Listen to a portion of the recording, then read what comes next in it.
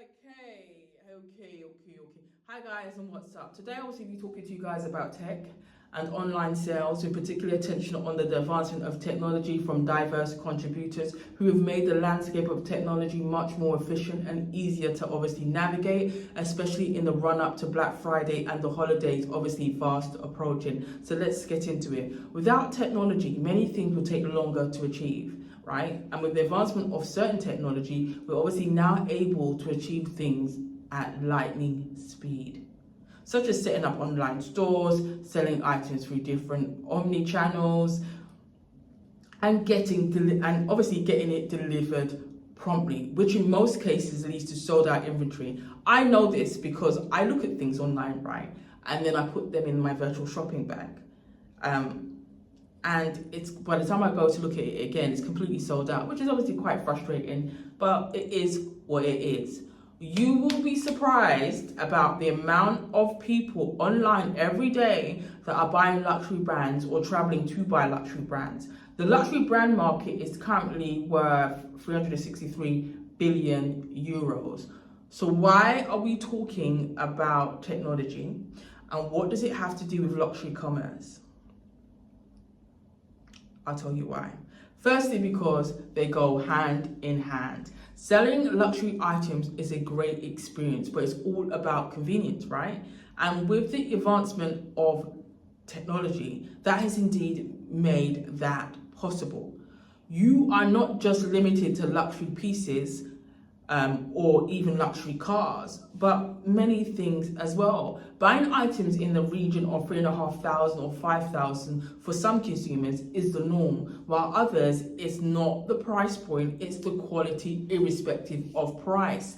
Many brands have obviously solidified themselves as a powerhouse in high-end luxury goods and showcase themselves on the world stage through runways with sparkling party looks to like everyday wear. But not everybody is raving about high-end luxury goods. I need to speak to people from LA, New York, Atlanta, Texas,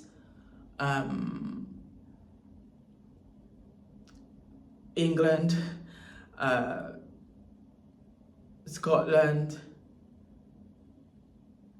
Colombia. I had an opportunity to speak to a wide range of people, so take a look.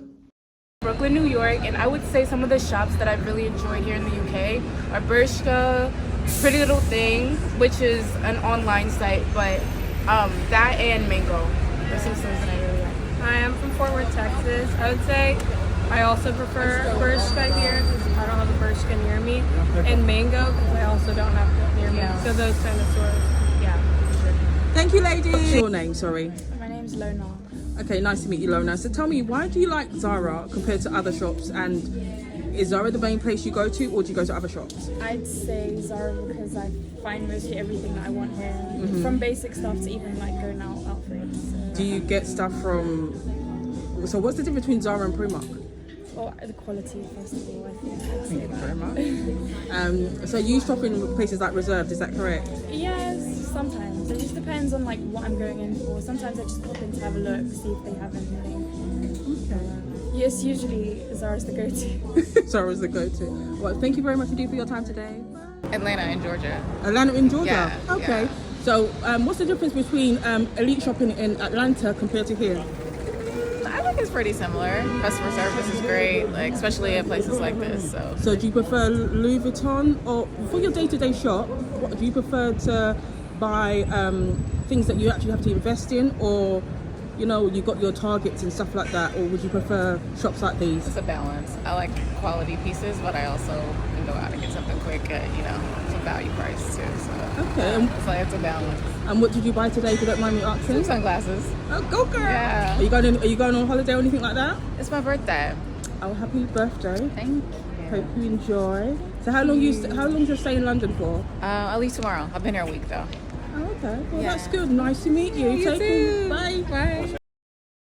Voice is even better. Okay. So just a quick question with you, ladies. You're both from Compton, right?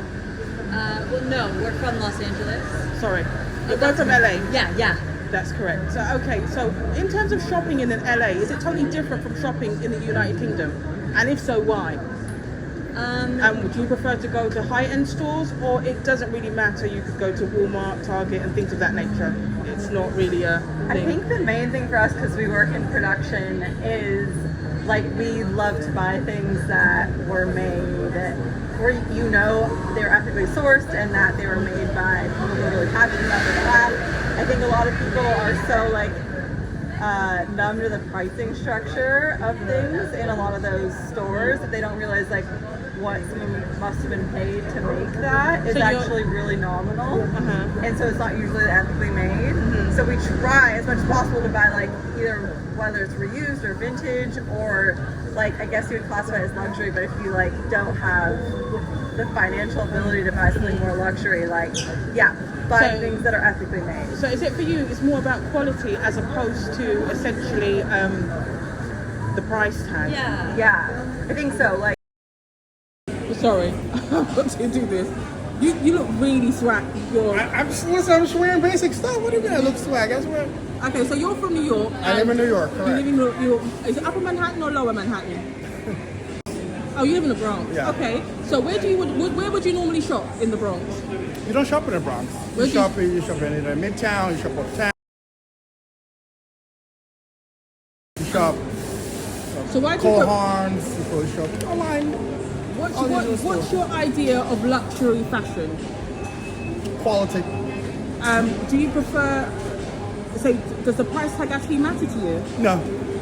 So if it costs $5,000, $6,000, you would pay? I won't spend $5,000, $6,000 on anything, but you know, I will not spend $5,000. That's just me. I won't spend $5,000, $6,000 on anything. The quality is what matters, and then I'll go from there. You have brands you go back to all the time.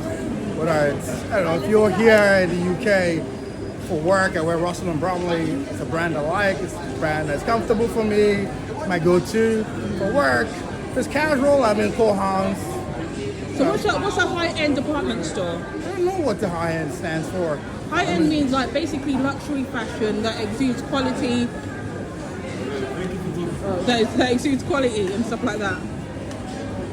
I don't have a high-end. I would do high-end, I would do low-end. I don't know what high-end is priced for most people. You know, and I could start at a price point of $300 or $500. I'm not really worried about those. I'm just worried about, is this a brand that I'm comfortable in and it works, it's functional.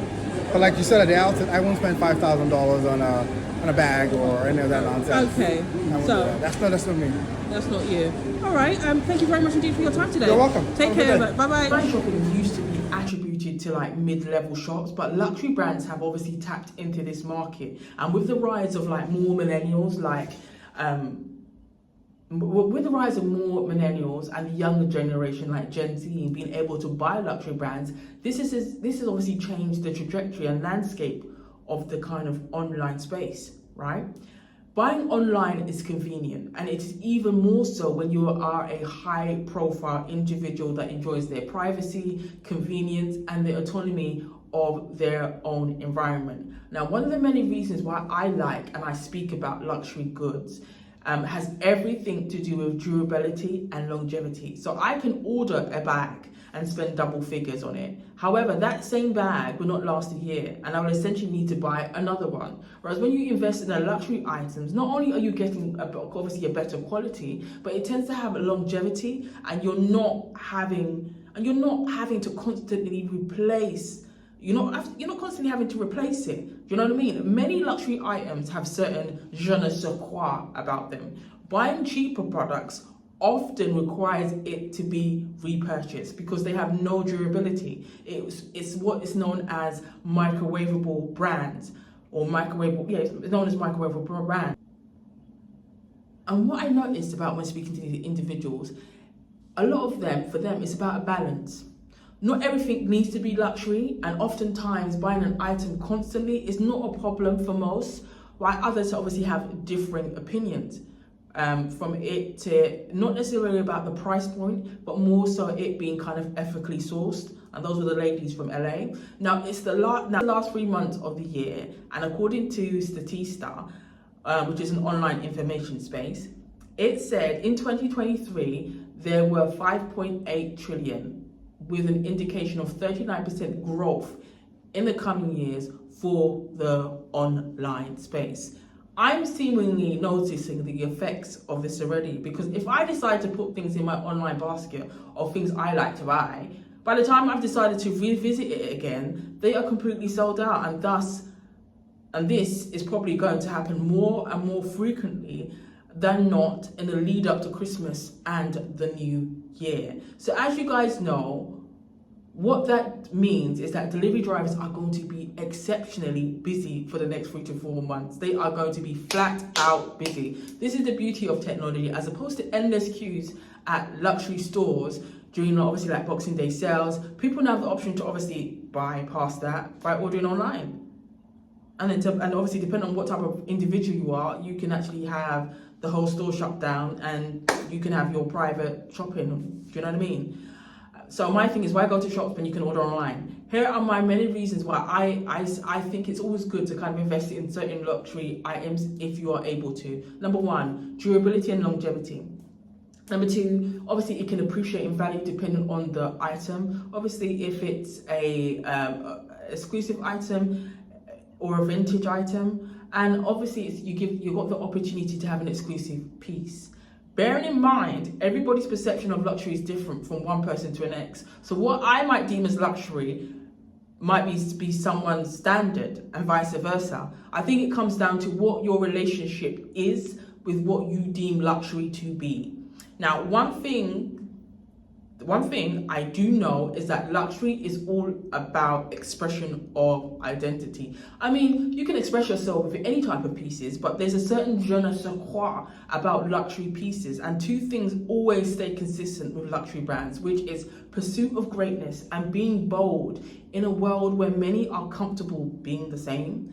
I just feel with luxury brands, the future belongs to those who are built different and able to express themselves in this way. Now, as you know, this month is Black History Month. Brands shown us, not only have luxury brands shown us must-have pieces, but they have shown that their ingenuity and customer satisfaction sets them apart from the rest. One thing I will add is this. There were some people who I obviously interviewed and they loved high-end pieces and they invested in high-end pieces, but they didn't like to be on camera. So that was an interesting observation for me. I realized that people that do invest in luxury brands and stuff, they're not flamboyant, they're not loud. They're very simple people. But yeah, I digress. Today is Black History Month, and it's essentially not just today, but throughout the rest of the month. For me, Black History Month is a time where we celebrate the achievements and contributions of Black people, actors, writers, comedians, and entrepreneurs who have paved the way and made people realize that anything is indeed possible with dedication and commitment. As well as obviously highlighting that being born in a world of plot twists and predictable stories, we can indeed create our own narrative and become best-selling authors, comedians, and actors. Now, I'm going to be talking about Harlem's very own Dapper Dan. Now, Harlem is obviously a place in New York. He's known, for those that don't know, Dapper was known as a creative and who created his own designs and obviously worked with a group of people, which led to a collaboration with luxury brands, creating his own kind of monogram effect. The Italian brand ended up paying him millions. It's often said that he obviously influenced the brand in this respect and added that extra je ne sais quoi to the brand to ensure that it was indeed vibrant and still very much up to the times and still exuded luxury. Similarly, what the creative director is doing at LV, because I can honestly say that LV, well, it changed its, well, I can honestly say that Louis Vuitton changed. It's forward thinking, it's an absolute vibe.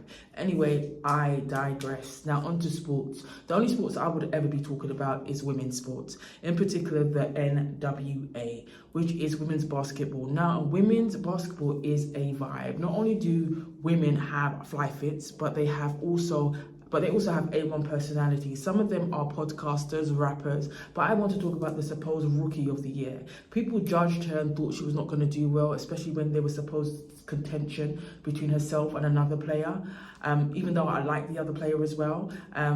But look at her now, doing very well, absolutely sensational. Now, you might think, why am I choosing to talk about women's sports? Well, according to Deloitte, there's expected revenue of 1 billion for 2024 in women's sports. Plus, I think women's sports is more kind of interesting, and the WNBA showed that not only when they are playing, but they also simultaneously, not only when they're obviously playing ball, but obviously when they are simultaneously judging other things as well, podcasting, rapping.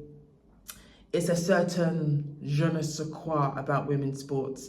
And obviously Deloitte hit the nail on the head by saying that it believes that it will essentially generate 1 billion in revenue. Anyway, peace out and take care.